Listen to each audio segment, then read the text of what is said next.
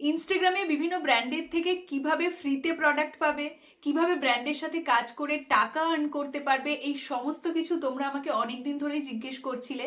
কারণ তোমরা দেখেইছো যে আমি ইনস্টাগ্রামে বিভিন্ন ক্লোদিং ব্র্যান্ডের সঙ্গে কোলাবোরেশন করি, পেইড প্রমোশন করি।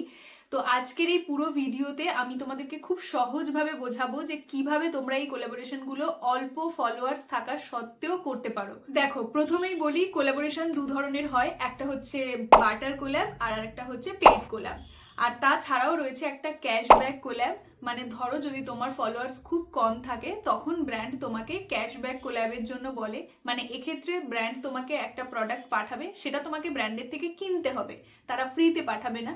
এবার তার বিনিময়ে তোমাকে একটা ভিডিও বানিয়ে দিতে হবে, আর ব্র্যান্ড তোমাকে এরকম বলবে যে সেই ভিডিওটার জন্য পরে যে তুমি টাকাটা দিয়ে কিনলে সেটা পরে তোমাকে ক্যাশব্যাক করবে, মানে ফেরত দেবে। তবে আমি বলবো যে এই ধরনের ক্যাশব্যাক কোল্যাব না করাই ভালো। অধিকাংশ ক্ষেত্রে এরকমটা হয় যে ব্র্যান্ড ভিডিও নিয়ে নেওয়ার পর তোমাদের থেকে আর ক্যাশব্যাক করে না।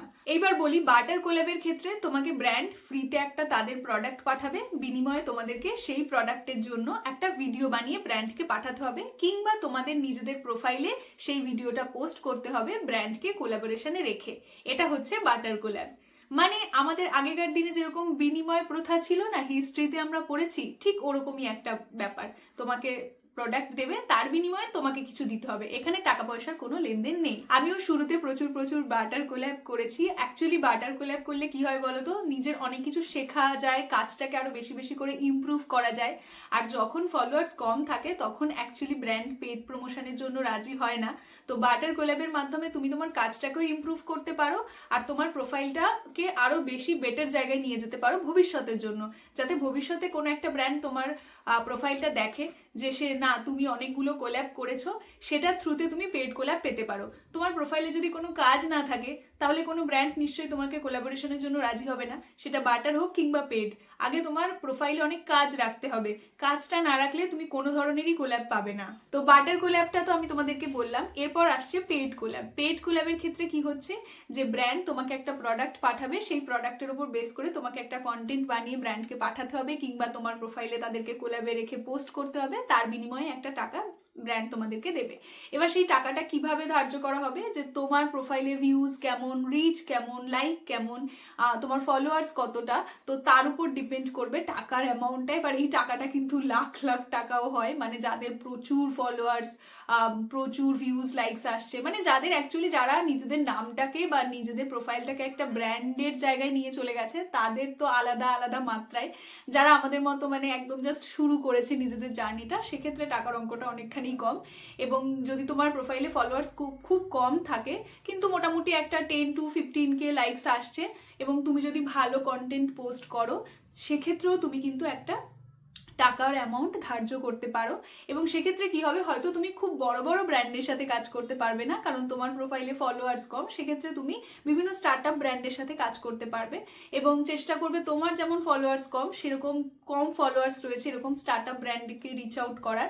মোস্ট অফ দ্য টাইম এরকম হয় যে সেই সমস্ত স্টার্ট আপ ব্র্যান্ডগুলো আমাদের রিপ্লাই করে, এবং আমার ক্ষেত্রে যে এক্সপিরিয়েন্সটা হয়েছে, যে আমি বিভিন্ন স্টার্ট আপ ব্র্যান্ডকে রিচ আউট করি এবং আমি রিপ্লাইও পেয়েছি, এবং তাদের সাথে আমি কাজও করেছি। তো তোমার ফলোয়ার্সের উপর বেস করে তুমি বিভিন্ন স্টার্ট আপ ব্র্যান্ডকে রিচ আউট করতে পারো, এবং তুমি সেই অনুযায়ী কন্টেন্ট বানিয়ে আস্তে আস্তে আস্তে আস্তে গ্রো করতে পারো, যেটা এই মুহূর্তে আমি করছি। তো এরকম ভাবে জার্নিটা শুরু করতে পারো। এবার যাদের অনেক ফলোয়ার্স, অনেক ভিউজ, লাইকস, তো তাদের ক্ষেত্রে ম্যাক্সিমাম সময় এরকম হয় যে বড় বড় ব্র্যান্ডরাই তাদেরকে অ্যাপ্রোচ করে। কিন্তু তার মানে তো এটা নয় যে আমরা পারবো না, আমরাও শুরু করবো, আমরাও চেষ্টা করব। চেষ্টা করলে সবটাই হয়। অ্যাকচুয়ালি আমারও এই মুহূর্তে আমারও ফলোয়ার্স অনেক বেশি নয়, কিন্তু আমার যেটুকু ফলোয়ার্স আমি গেইন করেছি এবং সেটার বেসিসে আমি যেটুকু আর্ন করছি, সেই এক্সপিরিয়েন্সটা আমি তোমাদের সাথে শেয়ার করছি। তো আমি বলবো, যখন তোমার ফলোয়ার্স ধরো 2000, 3000 কিংবা 4000, তখন চেষ্টা করবে বিভিন্ন স্টার্ট আপ কোম্পানিকে রিচ আউট করার প্রমোশনের জন্য, সেটা বাটার হোক কিংবা পেড হোক। কারণ দেখো, যদি কোনো একটা কোম্পানি অলরেডি এস্টাবলিশড, সে কিন্তু তোমার ওই 2000, 3000, 4000 ফলোয়ার্স থাকা এরকম একটা প্রোফাইলের সঙ্গে কোলাবোরেশন বা কাজ করতে চাইবে না। কারণ যদি সেই কোম্পানিটা এস্টাবলিশড হয়, সে চাইবে কোনো একটা বড় ক্রিয়েটারের সাথে কাজ করতে, সেখানে সে অনেক বেশি রিচ পাবে, অনেক বেশি ভিউজ পাবে, অনেক বেশি ব্র্যান্ড ভ্যালু পাবে। ঠিক আছে, তো সেক্ষেত্রে তোমাকে স্টার্ট আপ কোম্পানিকেই রিচ আউট করতে হবে, যাদের ফলোয়ার্স, তোমার যেমন ফলোয়ার্স কম তাদেরও যেন ফলোয়ার্সটা কম থাকে, তবেই না সমানে সমানে কাজটা হবে। ধরো তোমার প্রোফাইলে ফলোয়ার্স 2000 এবং কোনো একটা ব্র্যান্ডের ফলোয়ার্স 100K, তখন নিশ্চয়ই সেই ব্র্যান্ডটা তোমাকে রিচ আউট করবে না, বা সেই ব্র্যান্ডটা তুমি যদি রিচ আউট করেও থাকো তারা কিন্তু সেটা রিপ্লাই করবে না, কারণ তারা অলরেডি এস্টাবলিশড, তাদের তোমার থ্রুতে কোনো বেনিফিটস তারা পাবে না, তাই তারা তোমার সাথে কাজ করতে চাইবে না। ঠিক আছে, এবার রেয়ার কেস তো হতেই পারে, সেটা নিয়ে আমি বলছি না। তো আমার যখন 1000 ফলোয়ার্স ছিল তখন থেকেই আমি বিভিন্ন স্টার্ট আপ, যে সমস্ত ব্র্যান্ড, যেহেতু আমার প্রোফাইলের ভিউজটা বেশি ছিল, তো বিভিন্ন স্টার্ট আপ ব্র্যান্ডগুলোকে আমি রিচ আউট করা শুরু করি।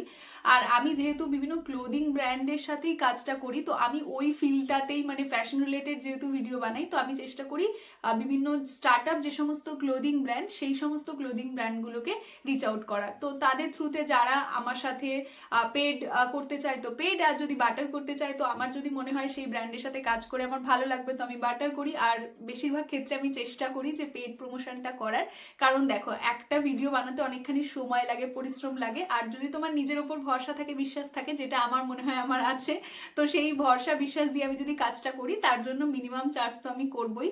এইবার আমি বলে দিই কিভাবে তোমরা রিচ আউট করবে।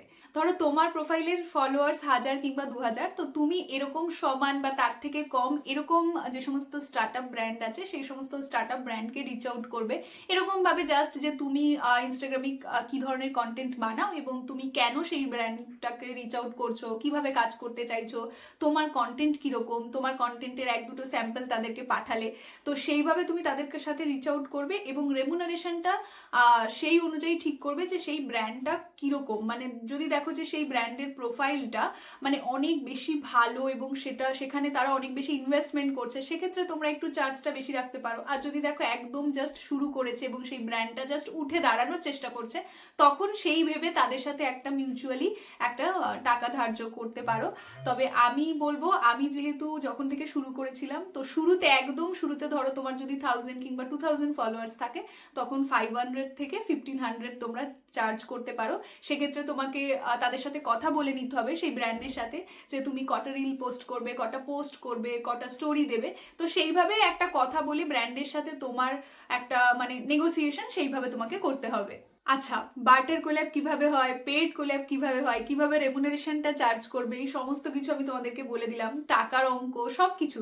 এইবার যেটা মেন, যে বিষয়টা না বললেই নয়, মানে যেটা তোমার এই সমস্ত কিছুর মধ্যে মেন ইম্পর্টেন্ট জিনিস, সেটা হলো কন্টেন্ট। এবার তুমি কি ধরনের কন্টেন্ট বানাও তার উপর কিন্তু অনেক কিছু ডিপেন্ড করে, মানে তার উপর ডিপেন্ড করবে তুমি কি ধরনের ব্র্যান্ডের সাথে কাজ করবে। ধরো কেউ মেকআপ ভিডিওস বানায়, সেখানে সেই skin care makeup related brand approach করবে। কেউ ক্লোদিং ব্র্যান্ডের সাথে, যেমন আমি কাজ করি, কারণ আমি ফ্যাশন রিলেটেড ভিডিও বানাই, তো সেক্ষেত্রে আমার ক্লোদিং ব্র্যান্ডের সাথে বেশি কাজ হয়। কিংবা কেউ লাইফস্টাইল ভিডিও বানাচ্ছে, সেখানে লাইফস্টাইল ব্র্যান্ড যে সমস্ত রয়েছে তাদের সাথে মানে কাজ করতে পারবে। তো যেরকম কন্টেন্ট হবে সেই অনুযায়ী তুমি ব্র্যান্ড পাবে।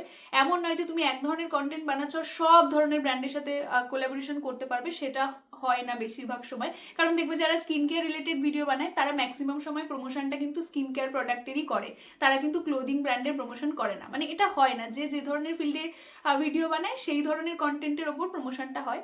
বাকি অনেক কিছু তো হতেই পারে, সেটা তো এক্সেপশনাল। এবার সবকিছু আমি বাটার পেড সমস্ত কিছু বললাম, কিন্তু কন্টেন্টটা প্রথমত তোমার ভালো হওয়াটা খুব দরকার সবকিছুর মধ্যে থেকে।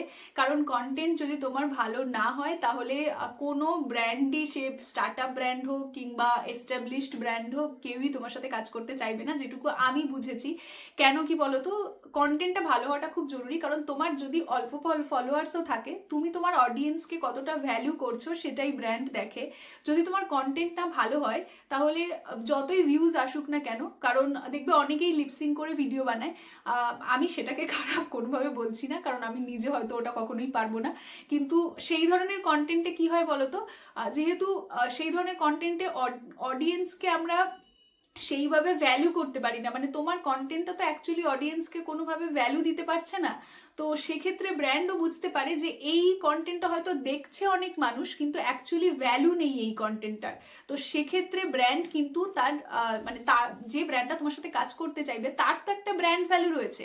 তো তোমার কন্টেন্টের যদি ওই ভ্যালুটা না থাকে, তখন ব্র্যান্ড কিন্তু কাজটা করতে চাইবে না তোমার সঙ্গে।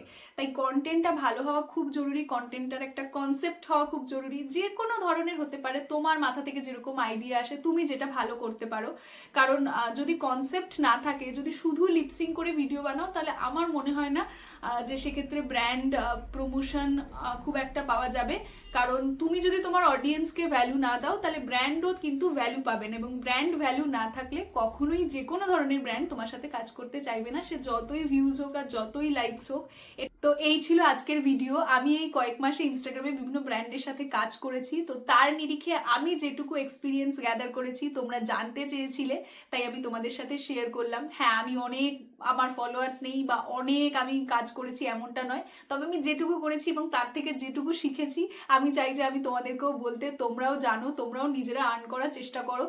তাহলে তোমরা যদি একজনও মানুষ যদি আমার থেকে একটু এক্সপিরিয়েন্স পেতে পারো বা কেউ আমার কথাগুলো শুনে একটু বুঝতে পারো, তাহলে আমার ভালো লাগবে। তো তোমরা জানতে চেয়েছিলে তাই আমি আজকের ভিডিওটাতে সমস্ত কিছু বলে দিলাম। আশা করি এই ভিডিওটা তোমাদের একটু হলেও হেল্প করবে যদি তোমরা কন্টেন্ট বানাতে চাইছো, কিংবা কেউ ইনস্টাগ্রামে নিজেদের প্রোফাইলটাকে একটা অন্য মাত্রায় নিয়ে যেতে চাইছো। অল্প হলেও হয়তো তোমাদের এই ভিডিওটা হেল্প করতে পারে। তো থ্যাংক ইউ সো মাচ ভিডিওটা দেখার জন্য। সবাই খুব ভালো থেকো। দেখা হচ্ছে তোমাদের সাথে পরবর্তী কোনো একটা ভিডিওতে। যদি এই রিলেটেড কোনো কোয়ারিজ আরও থেকে থাকে তাহলে নিচে কমেন্ট সেকশনে তোমরা লিখতে পারো, তো আমি ওখানে রিপ্লাই করে দেবো। দেখা হচ্ছে পরের ভিডিওতে। বাই।